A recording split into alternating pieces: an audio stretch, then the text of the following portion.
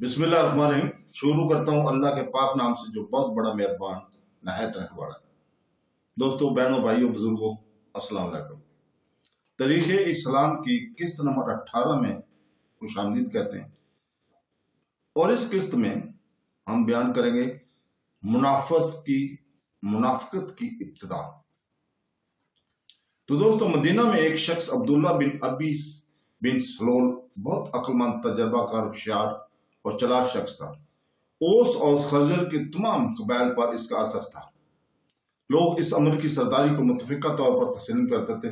कबाइल ओस और खजरज चंद रोज पेशतर जंगे बास में एक दूसरे के मुकाबले सफरा होकर और अपने बहुत से बहादुरों को कत्ल कराकर कमजोर हो चुके थे।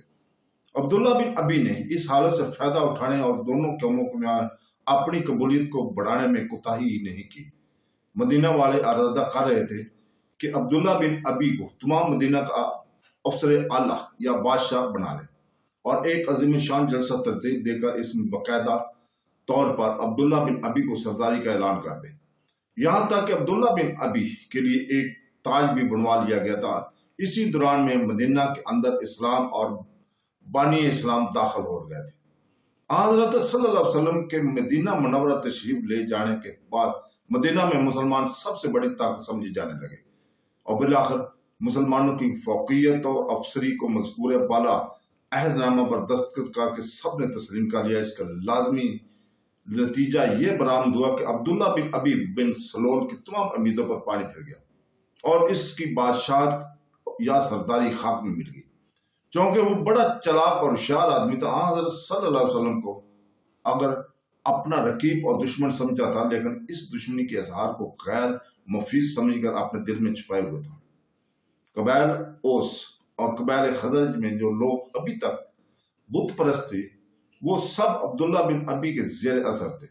कुरैश मक्का को जब मालूम हुआ कि हज़रत सल्लल्लाहु अलैहि वसल्लम और इनके रुफ़का मदीना में पहुंचकर इत्मीनान की जिंदगी बसर करने लगे और मजहब इस्लाम का दायरा रोज बरोज वसी हो रहा है, तो उन्होंने सबसे पहली शरारत और शैतानी ये की कि अब्दुल्ला बिन अबी और मुशरिकीन मदीना के पास एक तहदीद अमेज पैगाम भेजा कि तुमने हमारे आदमी को हमारी मर्जी के खिलाफ अपने यहाँ ठहरा लिया। मुनासिब ये कि तुम इससे लड़ो, अपने शहर से निकाल दो। अगर तुमने ऐसा न किया तो हम पूरे साजो सामान के साथ मदीना पर हमला करेंगे और तुम्हारे जवानों को कत्ल कर देंगे, तुम्हारी औरतों पर मुतसरफ हो जाएंगे। इस पैगाम के पहुंचने पर अब्दुल्ला बिन अबी ने तमाम मुशरिकों को जमा किया और मक्का वालों के इस पैगाम से मुतला करके सबको लड़ाई पर आमादा किया। इत्फाकन हज़रत सल्लल्लाहु अलैहि वसल्लम को इस मजलिस और इस साजिश का हाल का मालूम हुआ। आप सल्लल्लाहु अलैहि वसल्लम फौरन इस मजमा में तशरीफ ले गए और लोगों को मुखातब करके कहा कि कुरैश मक्का ने तुमको धोखा देना चाहा है। अगर तुम इनकी धमकी और धोखे में आ गए तो बहुत नुकसान उठाओगे।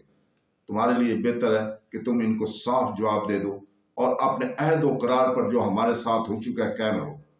अगर कुरैश ने मदीना पर हमला किया तो हमको इनका मुकाबला करना और लड़ना बहुत आसान होगा, क्योंकि हम सब मुतफिका तौर पर इनके सामने आएंगे। लेकिन अगर तुम मुसलमानों से लड़े तो अपने ही हाथों से बेटों, बेटियों, भाइयों और रिश्तेदारों को कत्ल करोगे और बर्बाद हो जाओगे। हज़रत सल्लल्लाहु अलैहि वसल्लम की ये बात सुनकर तमाम मजमा ने तायद की और इसी वक्त तमाम मजमा मुंतशिर हो गया।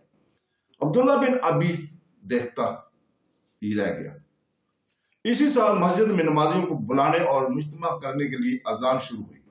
इसी साल यहूद के एक जबरदस्त आलम हजरत अब्दुल्ला बिन सलाम मुसलमान हुए। इसी साल सलमान फारसी रज़ी अल्लाह ताला अन्हु, जो अव्वल मजूसी थे, फिर ईसाई मजहब कबूल किया था और यहूद और नसारे की किताबें पढ़ के नबी और आखिरी ज़मान के आमद के मंतज़र थे। हज़रत सल्लल्लाहु अलैहि वसल्लम की खिदमत में हाज़िर होकर मुशर्रफ बासलाम कबूल किया। इसी साल ज़कात फर्ज हुई। कुरैश हज़रत सल्लल्लाहु अलैहि वसल्लम के मक्का से सही सालम तशरीफ ले आने के बाद अपने आप को शिकस्त खुर्दा समझने लगे थे और उनकी तमाम कोशिशें, तमाम जोश व खरोश और तमाम ख्वाहिशात मुसलमानों से इंतकाम लेने के लिए सिर्फ होने लगी। हज़रत सल्लल्लाहु अलैहि वसल्लम और मुसलमानों को तबाह व कत्ल करने का एहतमाम तमाम कुरैश मक्का का सबसे ज्यादा अहम, सबसे ज्यादा जरूरी और मुकद्दम काम था। इस काम की अहमियत इनके लिए तमाम कामों और मशगलों पर गालिब आ गई थी। اس لیے ان کے آپس کی رکاوٹیں اور معمولی مخالفین بھی سب دور ہو کر ساری قوم اپنی تمام طاقتیں اس کام میں مصروف کر دینے پر آمادہ اور مستعد ہوگی۔ مکہ اور مدینہ کے درمیان قریباً 300 میل کا فاصلہ تھا۔ مدینہ پر چڑھائی کرنے کے لیے خاص اہتمام اور جنگی تیاریوں کی بھی ضرورت تھی۔ راستے کے قبائل اور ملک عرب کی دوسری قوموں کو بھی اس کام کی طرف متوجہ کرنا یا کم از کم اپنا ہمدرد بنا لینا ضروری سمجھا تھا۔ اس آنے والے خطرے کو حضرت صلی اللہ علیہ وسلم بھی ایک ذی شوش سردار اور مال اندیش سپہ سالار کی حیثیت سے محسوس فرما چکے تھے۔ اللہ تعالیٰ کی طرف سے حفاظت خود اختیاری کی اور مدافعت کی اجازت مل چکی تھی۔ دین اسلام کی اشاعت اور دین اسلام میں داخل ہونے والوں کے راستہ کی بے جا رکاوٹیں دور کر دینا بھی لازمی امر تھا۔ مسلمانوں کی جماعت مدینہ منورہ میں 300-400 مردوں سے زیادہ نہ تھی۔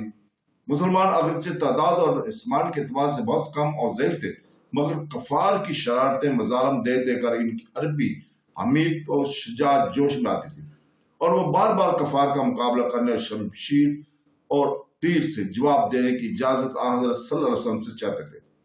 اب جب کہ اسلام کی صداقت اور ایمان کی طاقت پورے طور پر ثابت ہوگی اور مسلمانوں نے روح فرسا مصائب اور برداشت کر کے دنیا کے سامنے یہ ثبوت بہرحم پہنچایا دیا کہ اسلام کے ساتھ عشق کی کسی خوف یا لالچ سے تعلق نہیں رکھتی، تو اللہ تعالیٰ کی طرف سے شریروں کو سزا میں دینے اور اپنی حفاظت اپنے آپ کرنے کی اجازت آ گئی۔ تاہم واقعات کے تسلسل پر نظر کرنے سے معلوم ہوتا ہے کہ حضرت صلی اللہ علیہ وسلم نے ہمیشہ جنگ پر صلح کو اور انتقام پر درگزر ہی کو ترجیح دی۔ کفار مکہ کا ایک سردار زبن جابر نے ایک جماعت کو ہمراہ لے کر اور مکہ سے چل کر مدینہ منورہ کے متصلح چراگاہ پر چھاپا مارا اور مسلمانوں کے بہت سے اونٹ پکڑ کر چل دیے۔ مسلمانوں کو جب اس چھاپا کا حال معلوم ہوا تو اس کے تعاقب میں مقامی صفوان تک گئے، لیکن دشمن نکل چکا تھا، مجبوراً لوٹ آئے۔ یہ مکہ والوں کی طرف سے نہایت صاف اور کھلی ہوئی دھمکی اور جنگ کا اعلان تھا۔ انہوں نے مدینہ والوں کو یہ بتا دیا کہ ہم 250 میل چل کر تمہارے گھروں سے تمہارے اموال کا لوٹ کر لا سکتے ہیں۔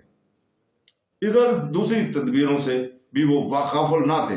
انہوں نے ایک طرف عبداللہ بن ابی اور دوسری طرف مدینہ کی یہودیوں سے برابر خط و خطابت جاری رکھی ہوئی تھی، اور ان کو اندر ہی اندر مسلمانوں کی مخالفت پر آمادہ کر رہے تھے۔ اسی سال کے ماہ شعبان میں طویل قبلہ کا حکم اللہ تعالیٰ کی طرف سے نازل ہوا، اور چاند روز کے بعد ماہ شعبان میں ختم نہ ہوا تھا، رمضان کے روزے فرض ہو گئے۔ شروع رمضان میں یہ خبر مدینہ منورہ میں پہنچی کہ مکہ والوں کا ایک قافلہ شام سے آ رہا ہے اور وہ مدینہ کے قریب ہو کر گزرے گا۔ حضرت صلی اللہ علیہ وسلم نے مکہ والوں پر ایک قسم کا رعب قائم کرنے اور زبن جابر کی حملہ آوری کا جواب دینے کے لیے مہاجرین اور انصار کی جماعت کو روانہ فرمایا کہ مکہ والوں کے قافلے کو روکے، تاکہ ان کو یہ معلوم ہو جائے کہ مدینہ والوں سے بگاڑ کر ان کی تجارت کے لیے بے حد مضر ہے، اور ان کی قیادت اور تجارت ملک شام سے منقطع ہو سکتی ہے۔ یہ جماعت جنگ کے ارادے سے روانہ نہیں کی گئی تھی، بلکہ اس کی مدہ روکنا تھا، اس لیے اس کی روانگی میں جنگی احتیاطیں بھی ملحوظ نہیں رکھی گئی تھی، جس کا نتیجہ یہ نکلا کہ مکہ والوں کا قافلہ مسلمانوں کی اس جماعت کے روانہ ہونے سے فوراً متع اور باخبر دیکھا ہو گیا، اور امیر قافلہ ابو سفیان راستے سے کترا کر بچ کر اپنے قافلہ کو نکال کر لے گیا، اور اس نے زم بن عمرو غفاری کی اجرت دے کر راستے ہی میں مکہ دوڑا دیا کہ ہم مسلمانوں کو حملے کا خطرہ ہے اور ہماری مدد کرو، اپنے سوال کو بچاؤ، اموال کو بچاؤ۔ اور اس خبر کے پہنچتی ابو جہل مکہ سے تقریباً 1000 جرار فوج، جس میں 700 اونٹ اور 300 گھوڑے تھے، لے کر بڑے جوش و خروش کے ساتھ مکہ سے نکلا۔ یہ تمام لشکر ہر طرح کیل کانٹے سے لیس اور سپاہی سب ذرا پوش تھے، گانے والے اور رجز پڑھنے والے بھی ہمراہ تھے۔ عباس بن عبد المطلب، عتبہ بن ربیعہ، अमीर बिन खलफ और बिन हारिस, अबू जहल बिन हशाम वगैरह का 13 आदमी खाना खिलाने वाले थे। अबू सुफियान का काफिला बहफाजत मक्का में पहुंच गया। मुसलमानों की जमीयत जो काफिला वालों को सिर्फ डराने के लिए भेजी गई थी, वो वापस मदीना की तरफ रवाना हुई। तो दोस्तों, इसके साथ ही हम इजाजत चाहते हैं कल तक के लिए। कल हम अगली किस्त में जंगे बदर का वाकया सुनाएंगे। तो दोस्तों, कल तक के लिए इजाजत, अल्लाह हाफ़िज़।